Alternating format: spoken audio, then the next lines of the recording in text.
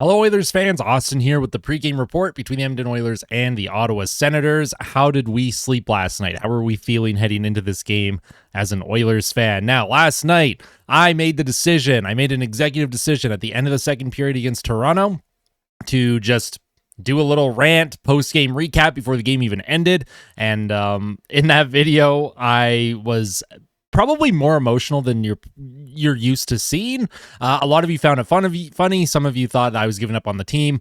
Listen, the more that you are engaged with the channel and the more that you see me, the videos like that are going to happen sometimes. But it was very fun. The Oilers did make a game of it against the Leafs, and I'm not going to lie, I was sweating a little bit when Edmonton scored the third goal in the third period, because in that little rant video that I made, I said if Edmonton came back and scored 6 goals in the third period, I was going to get a Maple Leafs tattoo on my forehead. So I'm glad that I didn't have to actually commit to that. So thank you, Edmonton, for losing, but also please play a full 60 minutes tonight. Historically, the Oilers have dominated the Ottawa Senators in their last 10 meetings head-to-head. Edmonton has outscored Ottawa 44-24. And Ottawa is coming off a win against New Jersey last night. The Oilers are coming off a terrible loss to the Maple Leafs on Hockey Night in Canada, in front of friends, family, in front of the entire nation. It was a nationwide broadcast. So I would expect the Oilers to have a chip on their shoulder heading into this game against Ottawa. I'm going to expect them to be pissed off, and I am expecting a good response game for Edmonton. Now, when it comes to the projected lineup, as of the recording of this video this morning, there's nothing official. These are just the lines from last night's game against Toronto. So we had Draisaitl with McDavid and Hyman. They will be looking to get Hyman his 50th goal. I'm sure he's at 49 now.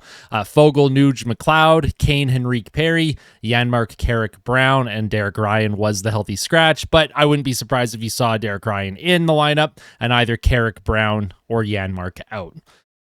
On defense, we have Ekholm with Bouchard. Nurse was not with Stetcher. This is just me hoping that he is, Stetcher's put back in. Kulak, CC, and then Desharnais, the odd man, out. However, if they decided to sit Cody Ceci instead, I'm not against that either, but I would like to see Troy Stetcher back in, maybe even go 11-7 at this point. I like Stetcher. I want to see him get more reps with this team, and Calvin Pickard will get the start tonight.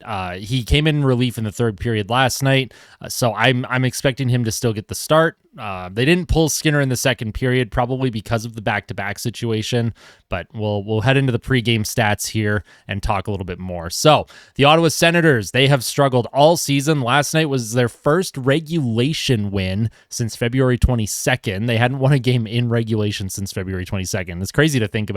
Ottawa Senators on paper should be much better than they are, but as you're going to see, they have been undone by goaltending woes and defensive breakdowns. So they are 29-36-4. They are 4-5-1 in their last 10 games. They have a expected goals for percentage of 50.57%, which is 60th. It's not terrible, so they don't play horrible at 5-on-5, but their power play is really bad. It ranks 26th at 16.7%. Their penalty kill is 30th in the league at 73.5%. They score 3.14 goals per game, which ranks 15th. That's good. That's not bad at all. They can put the puck in the net. However, they give up 3.57 goals per game, which ranks 28th. Their team save percentage this season at even strength is 87.94%. That ranks dead last, 32nd in the league, and their team shooting percentage ranks 24th at 9.09%. So they do have offensive talent, but they are struggling with finishing, even though they just do score more than 3 goals per game. But it's the amount of goals that they give up on the defensive side of the game that they have really, really struggled with this season. Looking at the Oilers, they are 42-22-4. They are on a 1-game losing streak, 6-2-2 in their last 10. They remain second in the entire NHL in expected goals for percentage at 57.08%. Their power play ranks second. That is actually not updated. That should be 27%. Their penalty kill also should be updated just a little bit here. Edmonton scores 3.58 goals per game. They give up 2.82 goals per game. Their team save percentage is down to 10th now. It is not 91.19%. I thought I had this updated. My sincere apologies.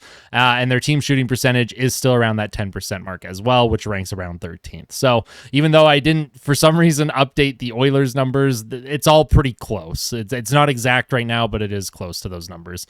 I'm going with a 4-2 Oilers prediction. My player to watch is Zach Hyman. Once again, 2 nights in a row. He's only my player to watch tonight again because we're looking for goal number 50. He scored goal number 49 last night. So we're going to be looking for Zach Hyman to score his 50th goal of the season.